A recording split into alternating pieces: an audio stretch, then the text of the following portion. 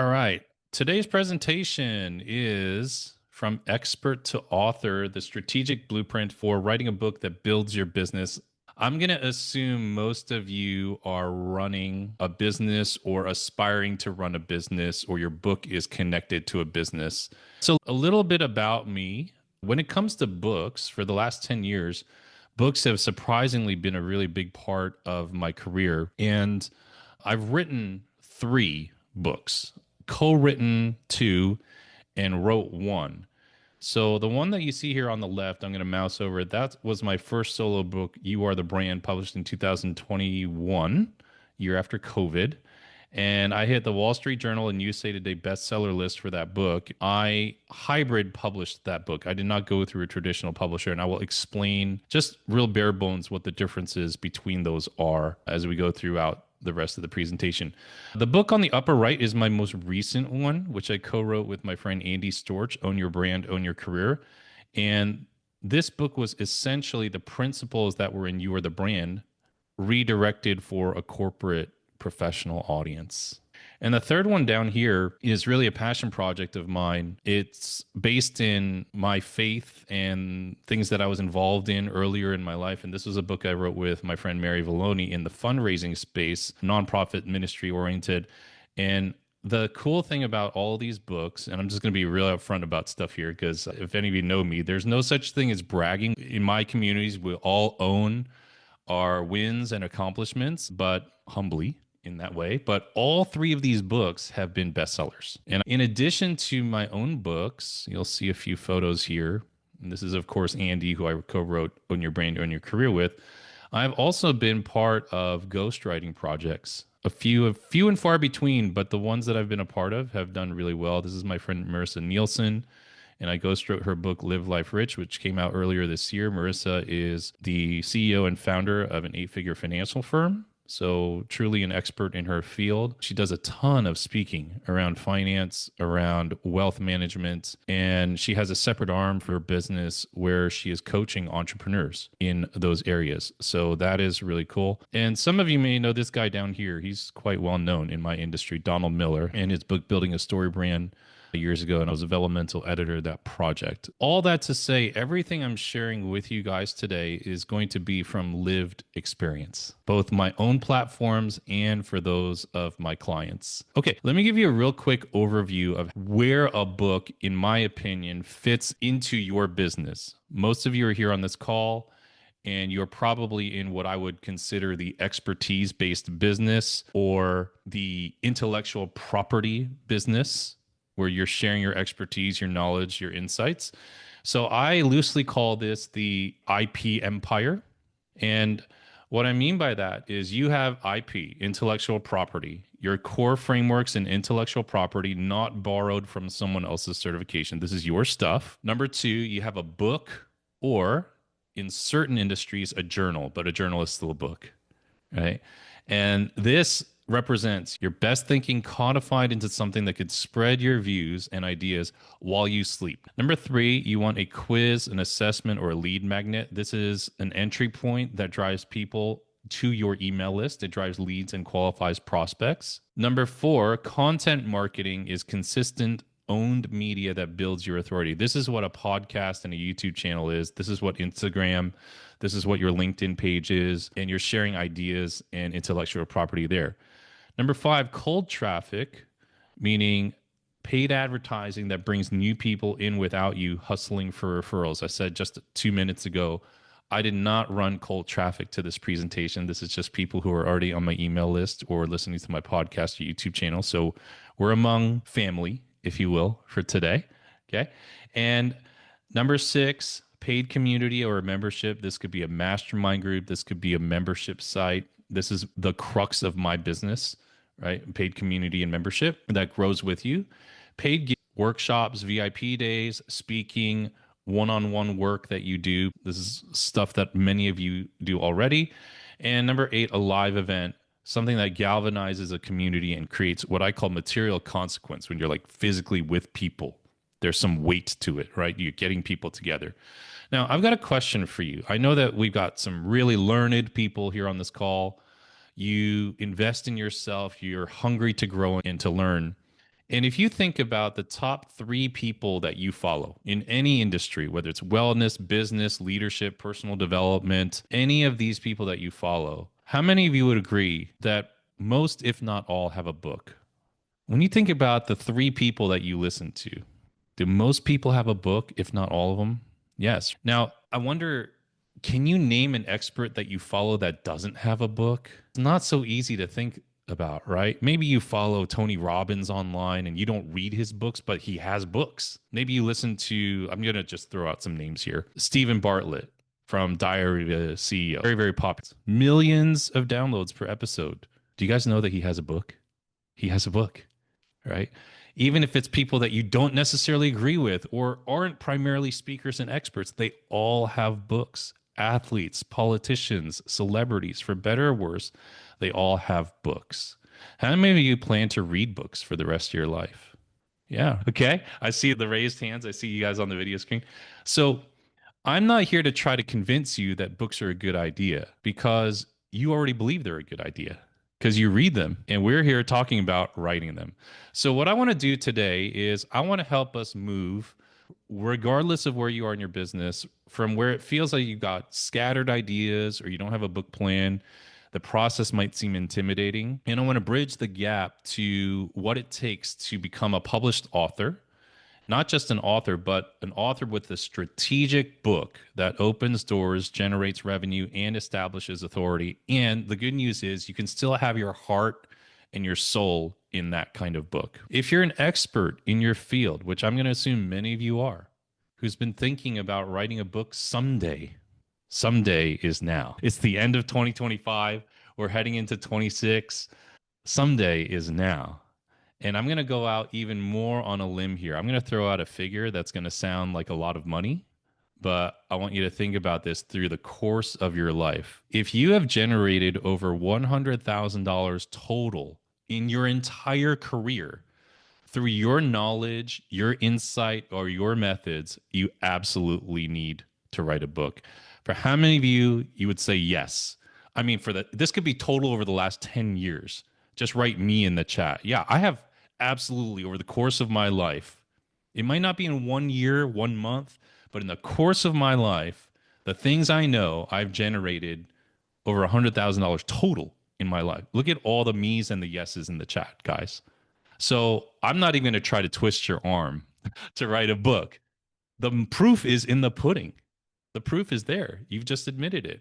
Now, why am I talking about this now? I want to bring this down to a ground level and give you guys an idea of what I'm seeing in not just my industry, but society as a whole, the way that things are changing and shifting for us. So, 3 reasons why waiting to write your book is no longer a neutral choice.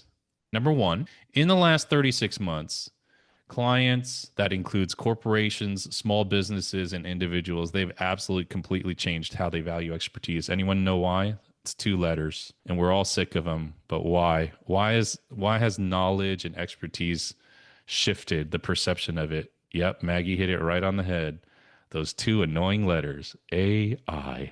I'm sick of it too, but that's just the season that we're in. And when everyone can go on to ChatGPT or Claude or any other kind of AI that they use and ask it a question, where do we fall into the mix? Why would people want to work with us? Because AI is still giving us very generic information. It is blending together a bunch of sources based on what we ask it, right?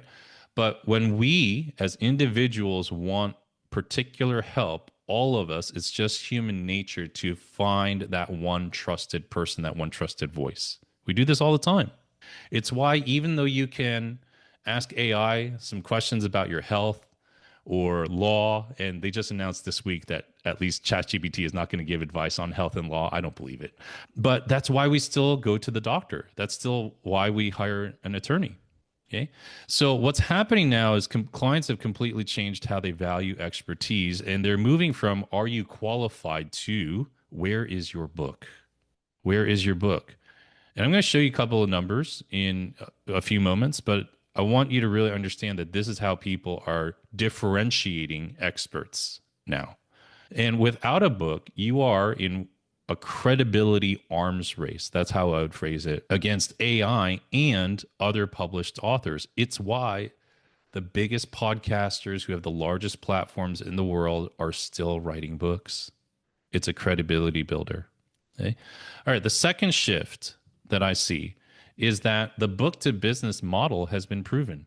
I've been in this industry, the expert space, internet marketing, messaging, intellectual property.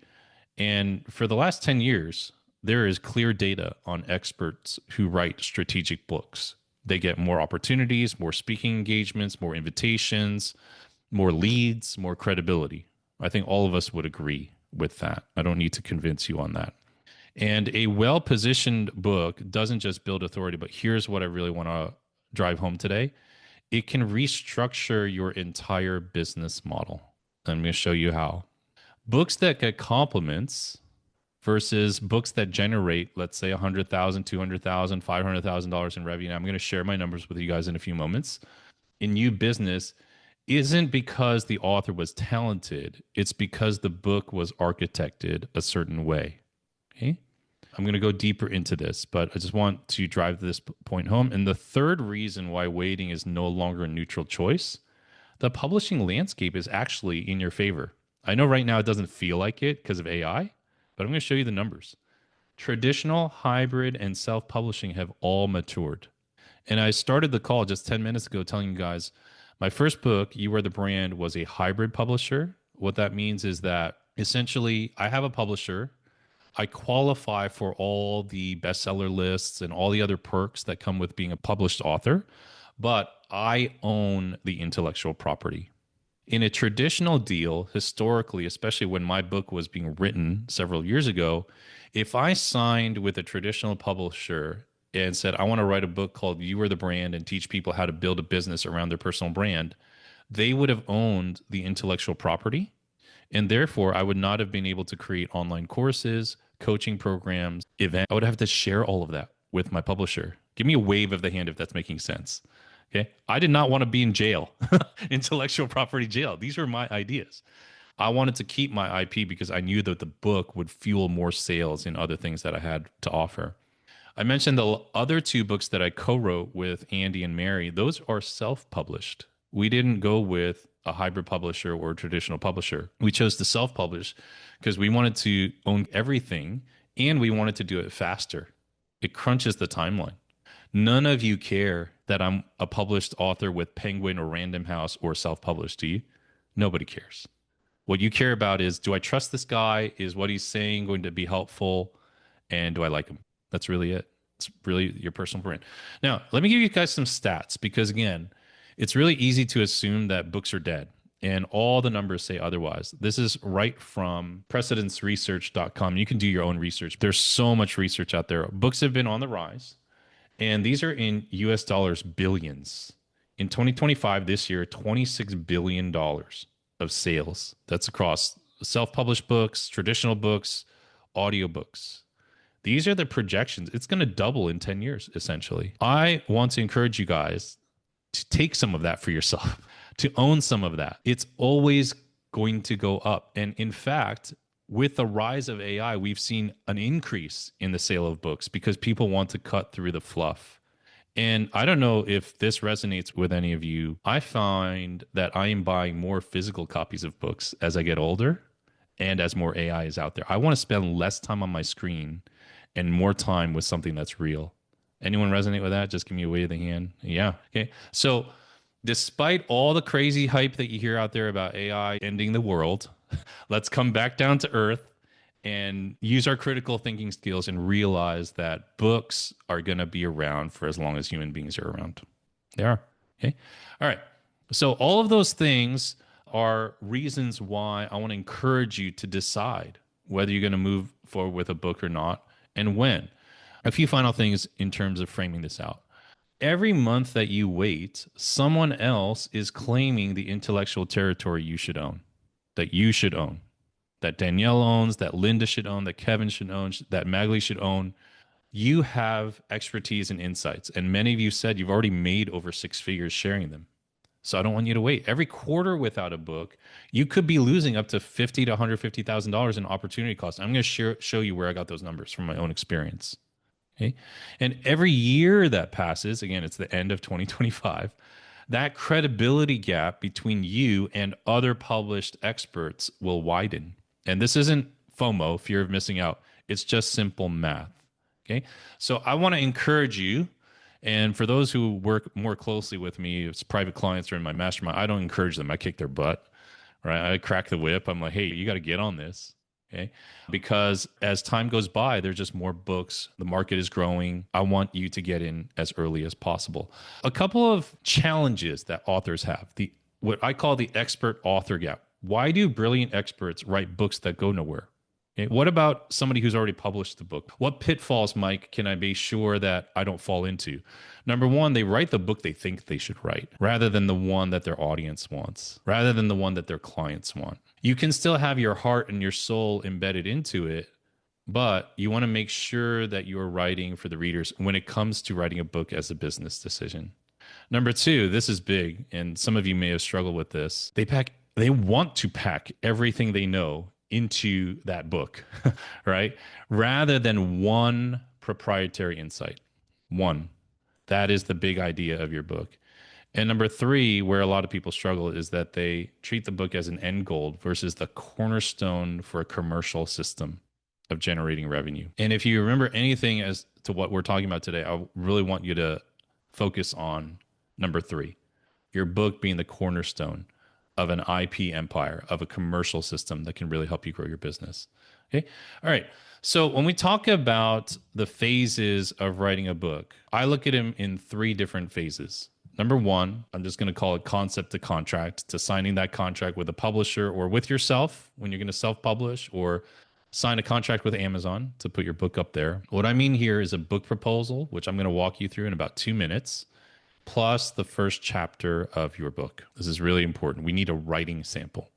Second phase is building demand while writing. That means that you're building your platform while you're working on the book. You're establishing key relationships with people who will endorse your book and promote your book. And all that should be happening while you're writing the book. Do not wait until after the book is done. This is where a lot of people make a mistake. There are very few instances of successful movies that just came out one day without being previewed in advance. Makes sense, right? We all know this, right? They are marketing while they are manufacturing that movie. They are marketing while creating that TV series. And it's the same thing for a book. I'm going to show you how I've done that in the past. And then the third phase is where you publish your book and you build an IP empire around it. And this includes your book launch and a window for high ticket monetization after your book comes out. And again, I'll show you how I've done that. One note on this, these three phases. This first phase, the book proposal in chapter 1, this can feel very solitary. You do it by yourself a lot. How many of you have already tried to write a book or write a book proposal? And you're like, gosh, this is hard. I'm doing this all by myself, right? Yeah, I see a few hands up. And these other two phases tend to be very communal. You're doing them with other people. You're doing them alongside others who are out there. And that's okay. That's important to have. Okay. And if you ever feel like you're juggling two things, it feels like two full-time jobs, that's because it is. But I'm going to try to make this all make sense for you. All right, let's go into these three phases. You guys ready? Okay. Hopefully I'm keeping all your attention so far and this isn't boring you out of your mind. Okay, let's talk about your book proposal. And I absolutely believe you should write a book proposal even if you are self-publishing. I'm going to walk you through the components of a very strong book proposal.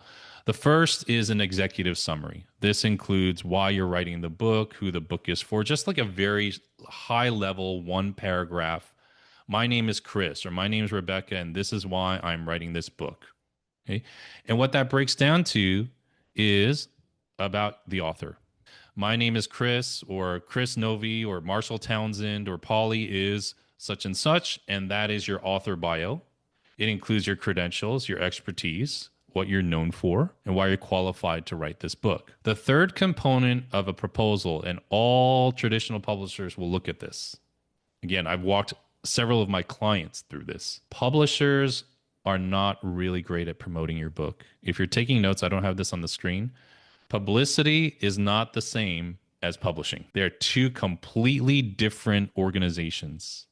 So if you sign a book deal with a publisher and think that they're going to put you on Diary of a CEO, probably not going to happen. Publishers are there to release the book and to check all the boxes. Publicity experts are there to try to make you famous. And those are two completely different skill sets. So from the very outset, I want to encourage you to understand the difference between these two. So when a publisher looks at your book proposal, whether they're a hybrid publisher or a traditional one, they want to know, can you market your own book? And in fact, this is unfortunately the case, they will often choose an author who has a bigger platform and a weaker book because that person can sell more books versus someone who has a smaller platform but has a better book. That sucks, but it happens because for them at the end of the day, their job is to keep their lights on at the publishing company. So you're going to need to understand really honestly where you are in terms of marketing and publicity. Number 4, if you have any other previous works, books that you've written, you want to load that up into your proposal. Number 5, the market. Who's buying this book? Who specifically is buying this book? Please do not just say leaders or business owners. That's way too broad. That's like writing a book for home cooks. What cuisine? Italian, French, Indian, Korean? You've got to narrow it down. Okay? This is really important. Number 7, comparable titles. And I'm going to walk you guys specifically through this. What this is about is validating your book concept and differentiating it. If you're familiar with the phrase blue ocean versus red ocean when it comes to markets, you understand this, but let me unpack it. It's a crude example. But a blue ocean literally is there's no blood in the water. No one's out there. There are no fish. There are no sharks. You're out there on your own. A red ocean, there's a lot of blood in the water because sharks are feeding, but that's because that's where the fish hang out. Now, most people think to be unique and to stand out as an author, you have to be in a blue ocean. That's actually not true. You want to be in a red ocean, but you want to be a certain shade of red. You want to be your own shade of red. And when you propose your book, they want to know what other types of books are your intended readers also reading. So I just asked you guys about 10 minutes ago, what thought leaders do you follow? Who do you follow online? And if you click on their book on Amazon, you will see a whole other section of related titles. That's what we're talking about. You have to do the hard work of thinking through who are the other authors or related works that are going to be read by my intended audience so that I stand out. There's validation in the market, but I also differentiate myself. Okay? And of course, you've got to let them know about the length of your book, the style. Is it prescriptive nonfiction? You're literally teaching people what to do, how to build a brand, how to close sales. Is it an allegory? How many of you guys have read some of Patrick Lencioni's stuff or Bob Berg, The Go-Giver? It's really a story rather than a how-to book. It's a how-to book, but it's couched in a story. What is the style? Okay. And what's the delivery? Is it just really tiny chapters? Has anyone here read Stephen Pressfield? He's got entire chapters that are one paragraph.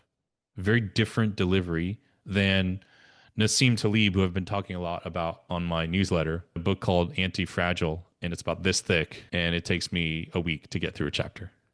And what is that delivery? Okay. And then, of course, they're going to want a table of contents, which I will abbreviate as TOC. This is essentially your outline. This is not set in stone. This can change, but they want to know that you have an outline.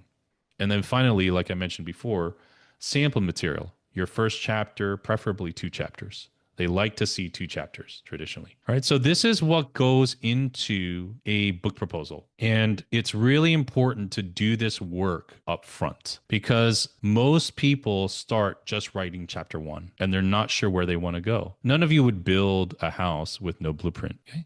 We good so far? Thumbs up? Okay, I'm going to take you guys into a couple of these points in the book proposal because I want you to walk away from this with some practical steps. I also want to be upfront. Towards the end of the presentation, I'm going to let you guys know about 3 ways that we can potentially work together, but no high pressure pitch. Is that cool? Thumbs up? Cool. All right. So let's actually start with what I said about marketing and publicity. And this is what I would just call your platform audit. No shame. no judgment, just data. Okay. This should have no emotion around it. I know it can feel emotional, but this has nothing to do with your skill as a writer or your insights as an expert. This is like doing your taxes. I hate doing my taxes, but you just have to collect the numbers. That's all I'm saying. Okay. These are the things that I want you to do. Jot down all of your social media followers across all your platforms: LinkedIn, Instagram, Facebook, all of those things, all those platforms. TikTok, even though you haven't posted on it, just jot that stuff down, because you and or your potential publisher needs to know what they're working with. And if I know these numbers as your coach or your strategist, I can point you to a certain path. So I just need to know. Okay. I just need to know. Second, your email list size. And what I mean by this is the size of your email list, how many subscribers you have, the average open rate. Nearly every email service provider will give you that stat very easily right at the top of your dashboard. And what your growth has been over the last 3 months from today. And the reason we want to know this number is we want to see where the trends or trajectories are going. You could have an email list of 100,000 people on it, but you haven't emailed them in 2 years. That's going to be a problem. That is not the same as somebody who has 100 people on their list who emails them every single week and they have an 80% open rate. Those are very different scenarios. So this, again, is just data. No shame, no judgment, just data. If you have a podcast or YouTube downloads, you want to track those numbers, the total numbers that you have so far, and a projection for the next year. Are you going to continue publishing every week, every 2 weeks? How many videos are you going to publish?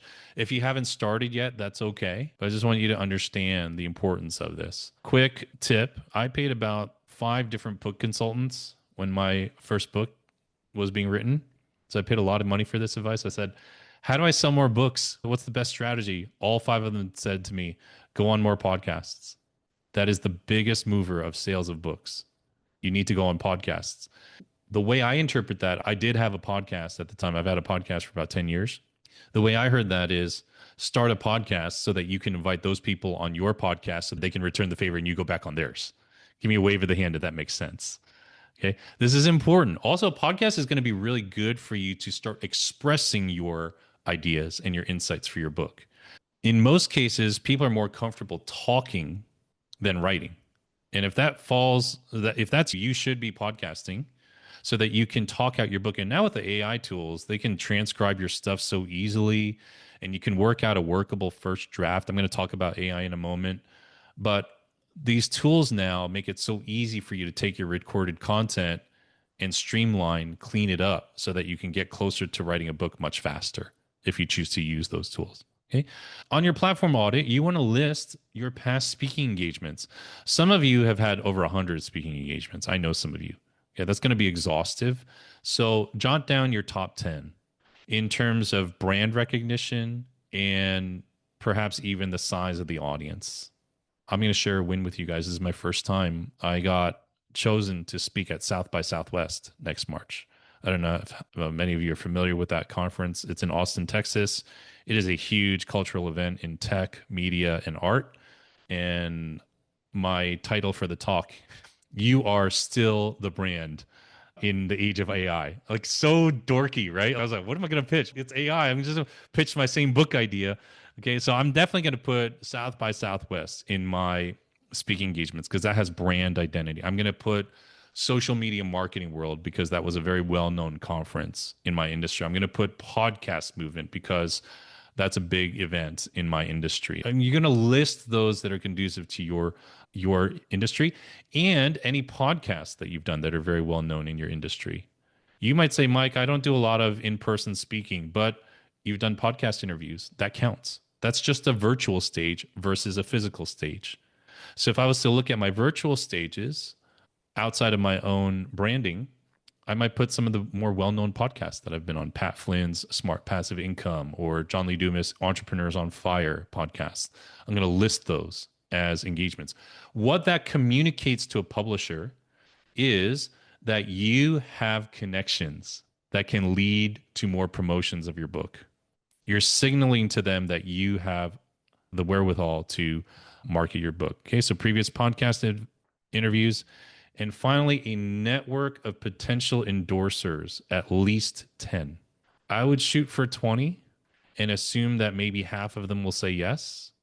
And this should be a well-rounded list of endorsers, depending on your book, right? But still, it should be well-rounded. I like a mix of men and women. I like a mix of corporate professionals and entrepreneurs. I like a mix of people from different industries. All of that is important. Okay. All right. So that's your platform audit. And I would encourage you this again, no shame, no judgment, just data. This should take you about 15 to 30 minutes at the most. All right. Let's go into another section in the book proposal where I talked about comparable titles. I want to unpack this with you guys. And what this really boils down to is what I have on the top there. My book is this is one way to think about it. Remember, we don't want to be in a blue ocean, especially with a business book. We want to be in a red ocean. But my book is book A meets book B for a specific reader who has a specific outcome or problem. So, as an example, my book is Atomic Habits by James Clear meets Deep Work by Cal Newport for sales reps who can't stop context switching. And that will help someone understand, especially a publisher, understand what the angle is. To put your mind at ease with this, we see this in movies all the time or TV shows all the time. Have you ever gotten the feeling that you've watched the same movie over and over again? It just has different characters. It's the same story, right? Lord of the Rings is the same as The Matrix, is the same as The Hunger Games. It's all about this solitary hero that has to overcome the evil empire and find some friends along the way to help him. It's the same as Star Wars. It's the same as Bible stories, right? It's all the same. So when screenwriters pitch their script to production companies, they do the same thing. They say this movie is Star Wars meets Saving Private Ryan with Jennifer Lawrence starring in a tournament called the Hunger Games. That's what that is. That's the movie. Hunger Games is those two movies mashed together. Okay.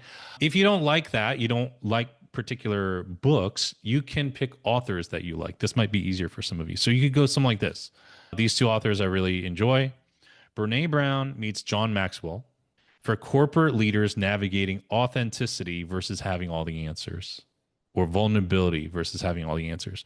Brene Brown talks very powerfully about authenticity and vulnerability. John Maxwell talks very strongly, powerfully about leadership, but his books don't come across as the warmest, most empathetic type of person, right? He's just like, leadership, you are the problem. Leader, you are the problem, right? He's just direct, okay? But in this day and age, in the corporate workspace now, it's different. John is a little older, okay? His methods might feel a little insensitive to a younger workforce. So my book is going to be Brene Brown, which might feel a little too touchy-feely for corporate, meets John Maxwell for leaders navigating authenticity versus having all the answers. Okay. And all of this cues back to differentiation. How is your book similar to these titles? This validates the market. How is your book different from these titles? Your unique angle. And to borrow my friend Ryan Levesque's terminology, what is your category of one story? Why are you qualified to talk about this? This is a meta look at how I'm even presenting this to you guys in today's presentation. Why this? Talking about books. Why now? It's because AI is coming and is here, but it's actually increasing our opportunity to be effective authors.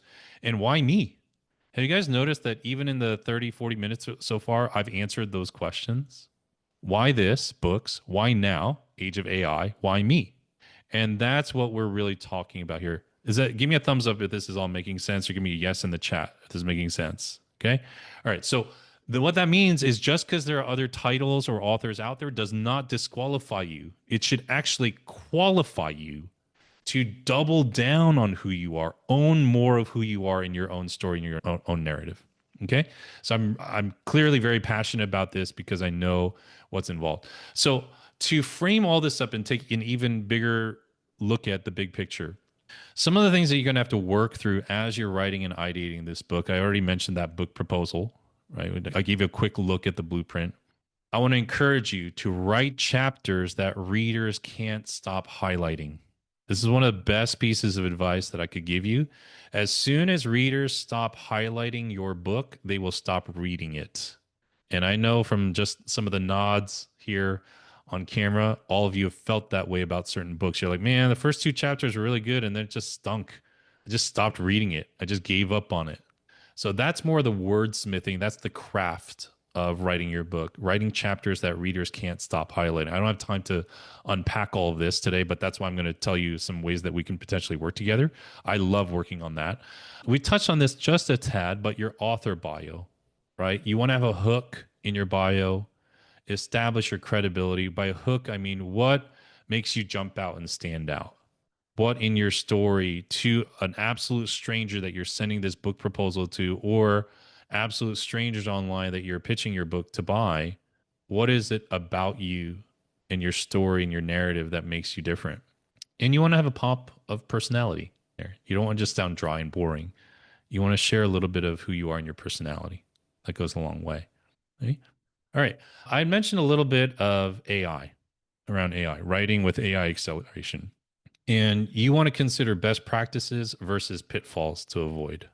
In my experience using AI for the last 2 years, it is great for transcribing calls. It is great to clean up transcripts. That's the way I use it. I don't know if we have some old school people who used to pay rev.com or otter.ai like a gajillion dollars for every freaking transcript. You're just like, I'm going broke here. This is crazy. And now AI can do this. I will often actually write a chapter and put it into my AI. I use both ChatGPT and Claude. I have certain protocols around those projects. And if we work together, I'd be happy to share those with you. But I ask it to evaluate my writing. Sometimes I agree with it, sometimes I don't. But it's a good stress test to test my ideas against. And obviously, AI is really good at proofreading my book. Yeah, it catches lots of typos, okay, or grammar. Hey, did I put this right grammatically? I am not good with punctuation. God help me, I have no idea where some semicolons should go, or commas, or colons. I don't know the difference. It's like speaking Egyptian to me.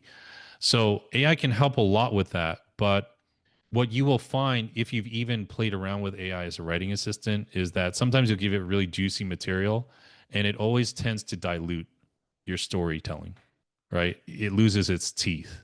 And when we're talking about point number two, writing chapters that readers can't stop highlighting, you want to have more of you in there. Okay.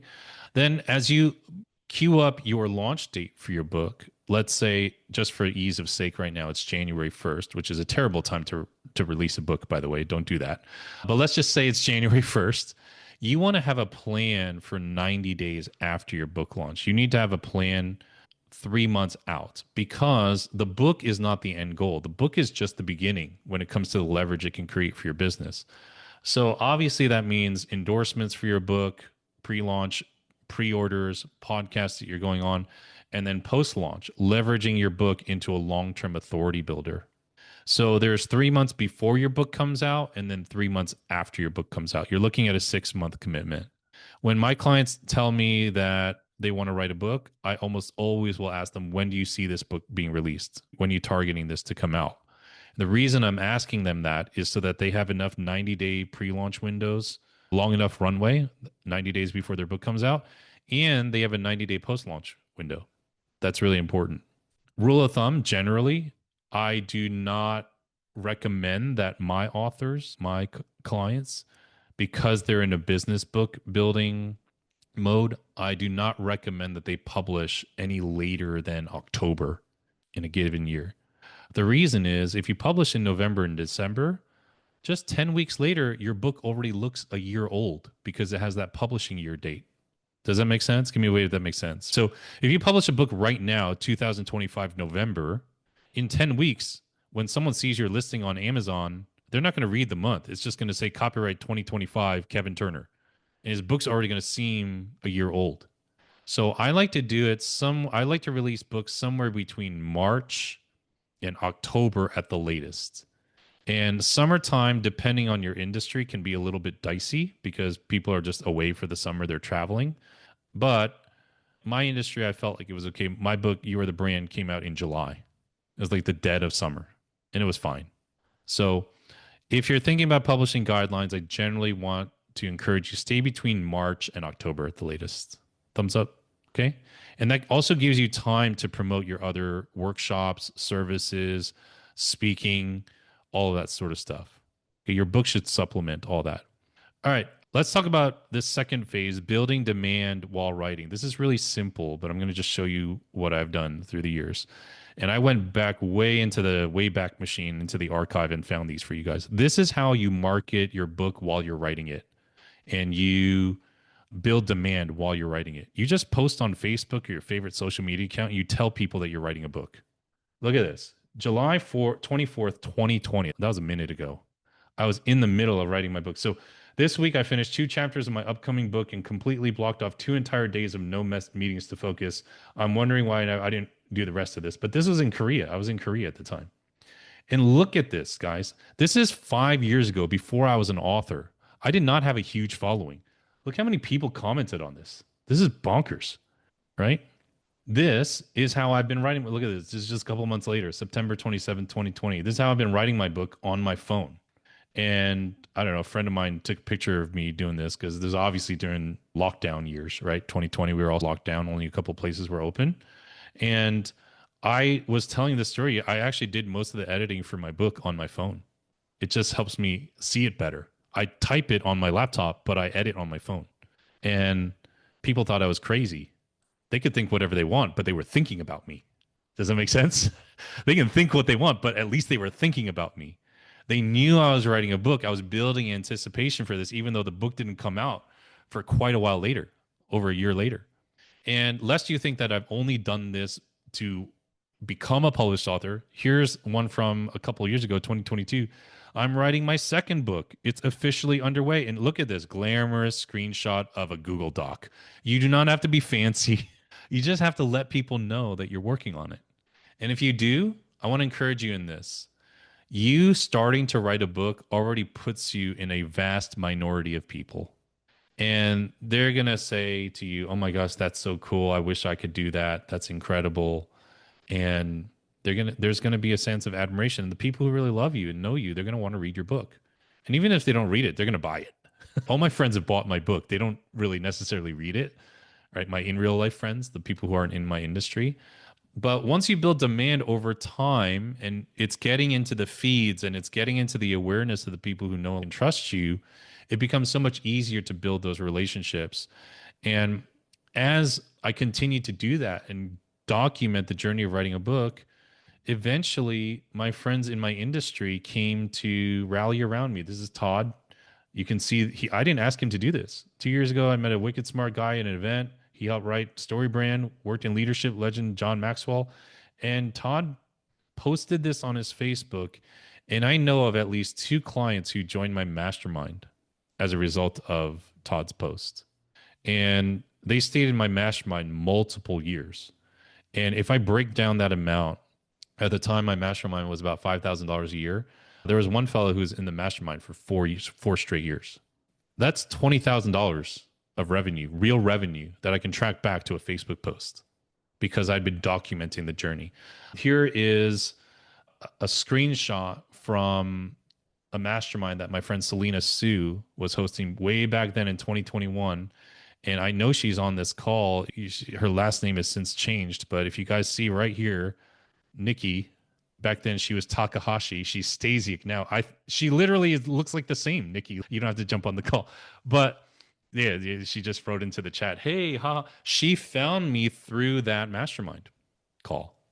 And Nikki herself has been in my mastermind for about 4 years. And she got certified in my book, You Are the Brand. And we are now partners. She designs a lot of my clients' websites.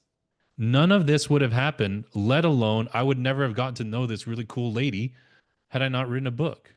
Give me a yes if this is making sense. I'm giving you guys real examples of what happened as a result of just marketing my book as I was writing it. And it allowed friends to rally around me. And it's why when my friends or my clients write books, I'm 1000% behind them. I know how much work it takes.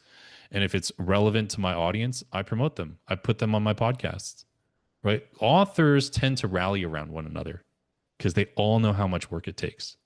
Authors are some of the friendliest people you'll find in online business. Like, oh, you went through that too? All right. Hit me up, dap me up, right? I mean, you pay the price. Okay, so that's how you build a very simple way to build demand and market the book while you're writing it. Just share the journey, nothing complex.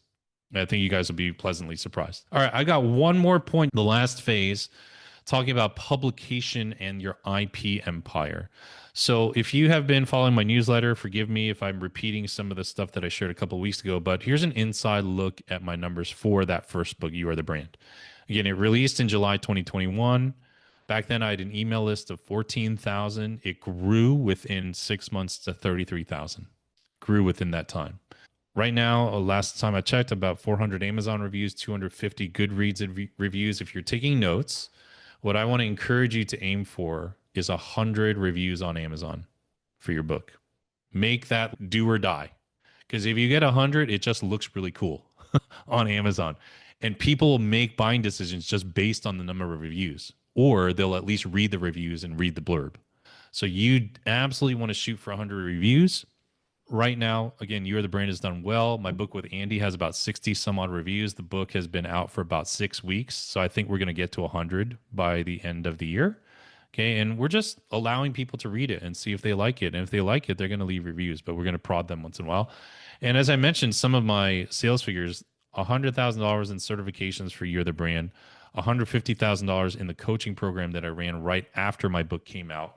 That does not include masterminds. That does not include speaking engagement. That doesn't include my coaching membership site. But I took that book and I built an IP empire around it. I've done conferences around it, workshops around it. And this is the coolest thing, I think. You guys see this little kid here on the lower right? This guy's named Camden. He's a high schooler. I have no idea who he was. He found my book and did his senior year book report on it. He's now a college student. We keep in touch on Instagram, which is the weirdest thing.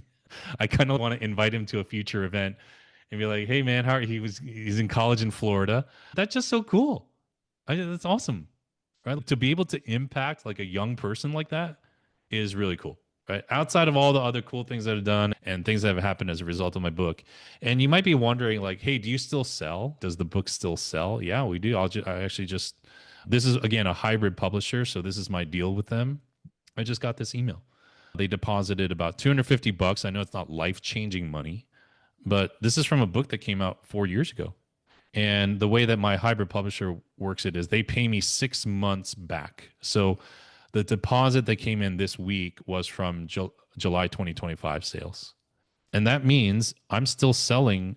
If you think about a book costing about $10, I'm still selling about 20 to 30 copies of books a month.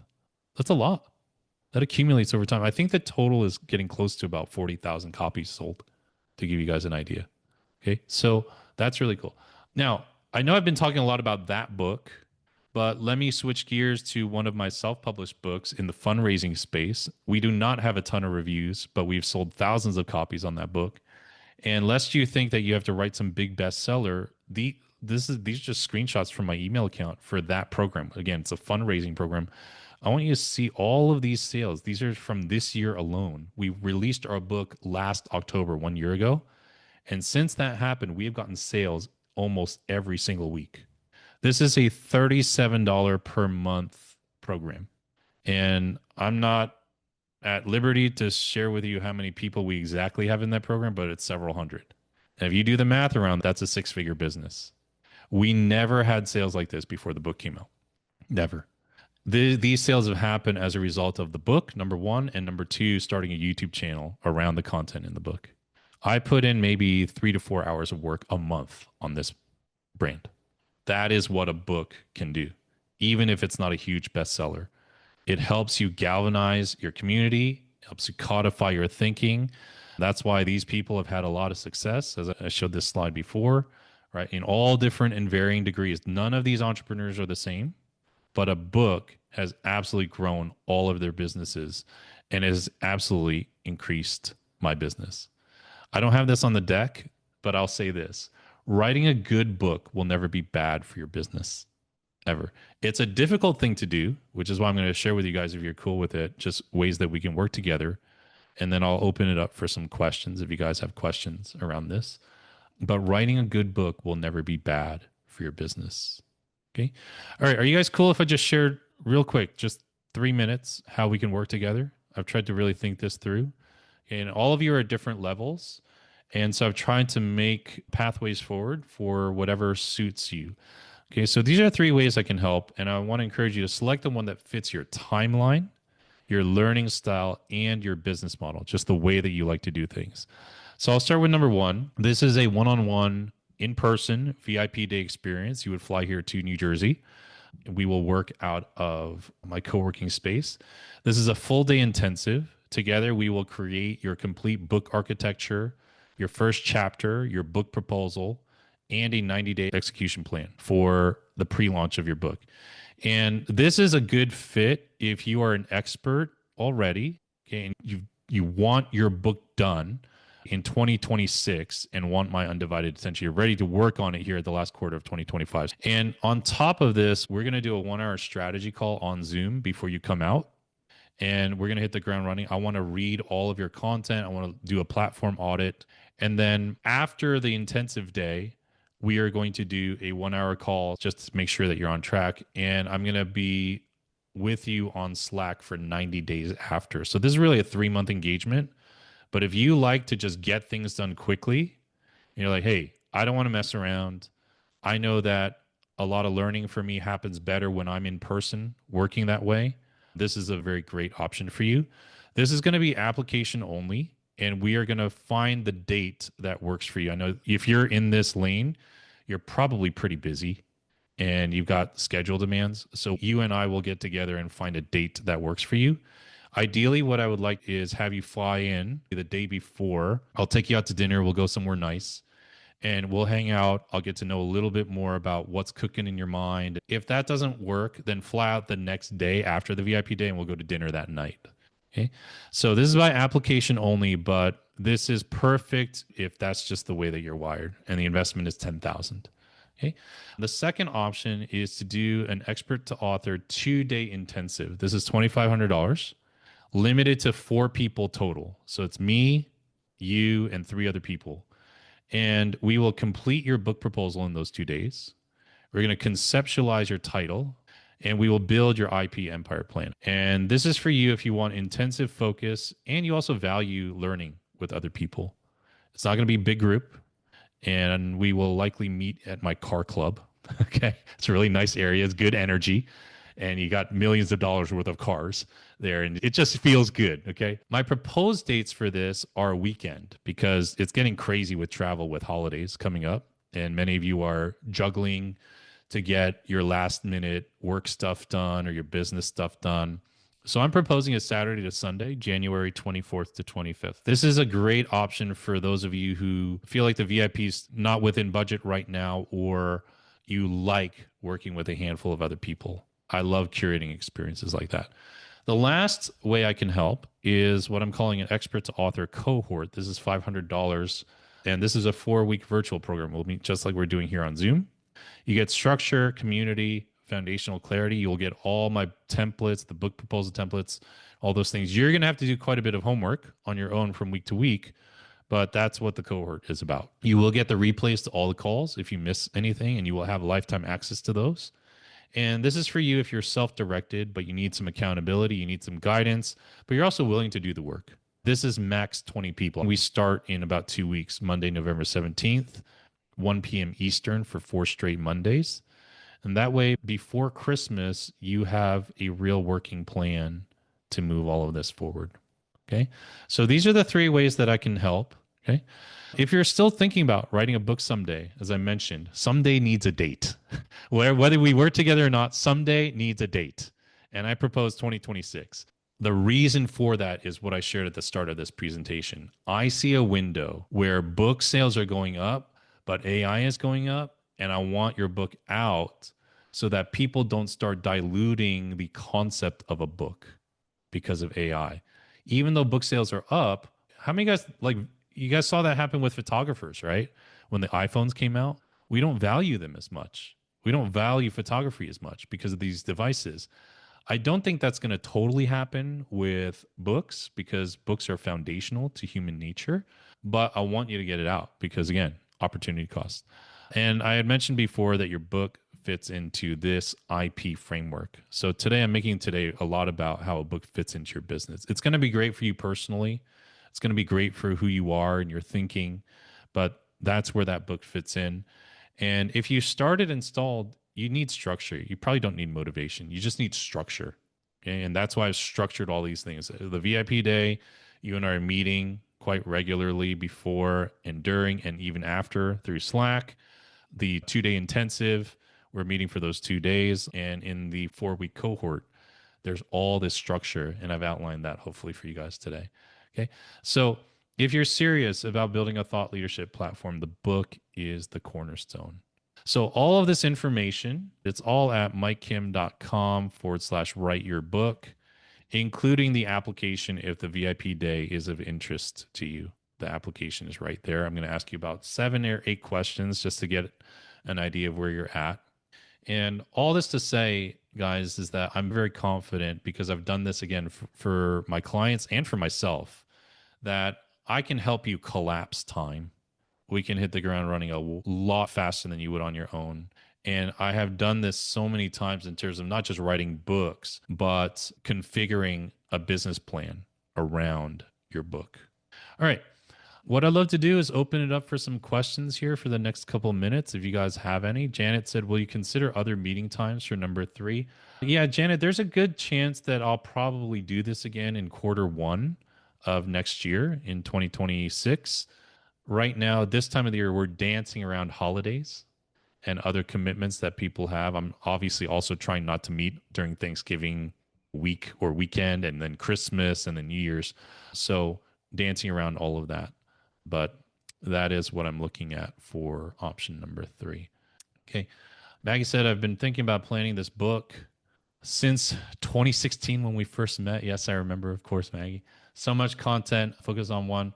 Is that something you could help with even in the cohort? The cohort is going to be a lot more structured. We will obviously have some time to go back and forth and look in and dig in, and that will depend on the amount of people that are in the cohort. Again, I'm going to cap it at 20 people. If we have time, yes, absolutely. If we have so many people that I've got to really stick to the script, then that might be a little bit of a challenge. And if any of the other options are viable for you, I would definitely encourage you to consider that. I know that you are always busy and you're a hard charging entrepreneur. So I think for you, 1 or 2 might be a better option in terms of you getting the guidance and the progress that you want to make. But again, up to you. Okay, Kelly asked, the all-day VIP, where's it at? All day? Yes, and I see your hand raised, Kelly. Let me respond. I would love for you to come to New Jersey. We'll do it here. You would fly into Newark Airport. I'll make sure a car picks you up and all that jazz. And again, that date, we can agree upon that date. That makes sense for your schedule. As for all day, yes, it's all day. So preferably, I would like to do dinner the night before. So if you can get in by dinner time, we can grab dinner. And then all day, we go 9 to 4. If you're coming from the West Coast, Kelly, I don't know what time zone you're in. That is painful for people from the West Coast if we start 9 a.m. Eastern. So if you're from that side of the country, then we can adjust and I can just reserve the hours. We can go like 11 to 6 or whatever makes sense for you. I don't want you to feel like, oh my gosh, I'm like dying right now. I flew cross country and I have to deal with the time zone. So I always take that into account when I do events. Okay. Kelly, did you want to ask your question out loud? I saw you raise your hand. Feel Yeah, free. I have a different question Yeah. too. I first saw you at Tribe Writers years ago. Yeah. I'm very impressed. I had a book idea then, and it's evolved. But I built my empire, was making 6 figures, and then I realized I was going in a different trajectory, and so I pulled back. So when I do this application, you're not going to see a lot of me out there because I'm rebranding, reading Mhm. your book, and reformatting to do this new launch with this new IP, which is really the heart of me. And now there's really a big audience for it. Amazing. I just wanted to say that if I work with you, it's very important to me that you're able to understand that, hey, she built this empire for 20 years and now is changing lanes. So she Yeah. knows, can we still work together Yeah, even though I'm not all absolutely. over Yeah. Instagram, but I have a plan and okay. Yeah, absolutely. And that's the right kind of conversations that I want to have on Okay. that level of engagement. For everybody here, books tend to do one of two things. Either number one, they are a codification, they codify where you've been up to this point and are like memorializing where you've been. But even in a book like that, it should signal where you want to go. Other people write books to take an established audience, and the way I phrase it, Kelly and everybody else, is that sometimes when you feel like you're in a pivot in your business or you're backed into a corner, right? The way to the way to punch your way out of that corner is to create content and to find clarity through that, which will probably end up being a book. If any of you are reading my newsletter these last 6 weeks or so, you guys can see that's what I'm going through right now. I have You Are the Brand. I have all these other books that I've published, but I know that I'm going a different direction. I'm not sure quite where yet, but I'm not sitting around waiting for clarity. I'm writing my way out of the fog. I'm creating my way out of the fog. And if Kelly, that's where you are, or any of you are, writing a book can be something that pulls you forward. I'm absolutely writing stuff on my newsletter right now that's going to be in a book in about a year or two. I have no idea what the book is called. I have no idea what I'm doing, but I'm just writing. And so that is a perfect kind of conversation and strategy that we can have around that VIP experience. Yeah, great. Marissa asked, sounds amazing, Mike. Is this for a traditional size book or will this work for a 35 to 40,000 word book? I've already completed my first draft. Both. And Marissa, first, congratulations on finishing the first draft. That's a huge accomplishment. Most of my books clock in about 40,000 words. I don't like reading 60,000 word books. It's just, I'm like, oh, this is a lot. Sometimes publishers will pad the book because they want the book to be a certain size so that they can get away with charging more per copy. But for most of us, we're not worried about that kind of stuff. We just want to get good stuff out there. Sometimes you can write 20,000 word books. I'm pretty sure Stephen Pressfield's books are like 20,000 words because of the way that he writes. So and Marissa, I know you. So you're a copywriter. You cut to the core of the issue really quickly through your copywriting, and you're also doing business strategy. You don't need a huge tome of a book. You want a book that reflects your style and the way that you work with clients. So if we have somebody who's very short and to the point, like a Gary Vaynerchuk, just as an example, because a lot of people know his style, he's fast paced, he's a New Yorker. It would be a shock to us if he wrote a book as thick as, let's say, Jordan Peterson. It would be weird. No, you want the book to be a written extension of how you already communicate and how you talk and how you deliver your services. Okay, Nadine, you said the 2026 cohort. So yeah, you'll be on the waiting lists. And if I have time to do that in early 26, we'll do this again. Danielle you mentioned doing this again in quarter 1. Do you mean this specific class or offering the 3 options or something similar? I'm thinking all 3 options, Danielle. Because of the time of the year, I can only do 1 VIP day before the end of the year. But that is something, if there's interest for it, that I will absolutely make more slots for in quarter 1. Okay. Christian said, is it all relative regarding the existing exposure one has online with lists to the effectiveness of gaining traction? 100 on my email list and LinkedIn connections are not related to my current business model. My coaching business has evolved my IP considerably. Yeah, Christian, what I would say there is that when you are either writing and or documenting the writing of a book at the same time, just like I do on Facebook, you want to leak that out and you want to build credibility around your ideas. You want to test those ideas on the field of play. So that's really important to do. What I'm seeing here is that you have 100 on your email list and LinkedIn connections. Just invite them to the new content that you're creating, whatever your IP has evolved into. Some people will follow you through those shifts and transitions in your career. I have people who are in mastermind groups or mentorship groups that I run from what feels like 2 lifetimes ago. I can't believe that we're still walking together. So if my life has taught me anything, some of you know my background, there are at least 2 people in my mastermind group right now out of 24.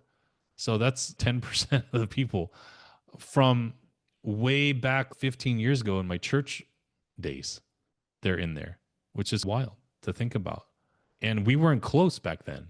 We've gotten closer as I've pivoted my life, and so have they. And they've said, hey, I know you. I've known you a long time. I love the people that are around you.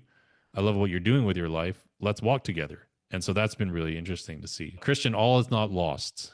You can, if you're authentic about it and you invite people and your writing is good and you're sharing good stuff, you'll see a lot there that can work. Okay. Florence said, for option 2, are the dates fixed or can 5th to 6th December be an option?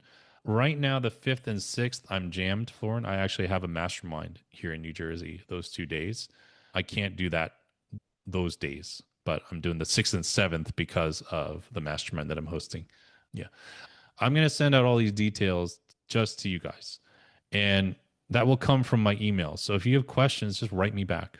What I'm really concerned about is those of you who want to do the VIP day experience. I recommend we do it before the end of the year so that you can have a plan running into 26 and we're together through those 3 months. With a 2-day intensive, I can move those dates. And the cohort, if those days and times don't work, it's likely that I'll do it again, but things are up in the air regarding that. But let me package all this up, get you guys the replay to this, as well as the link to register or apply, and then we'll take it from there. Okay.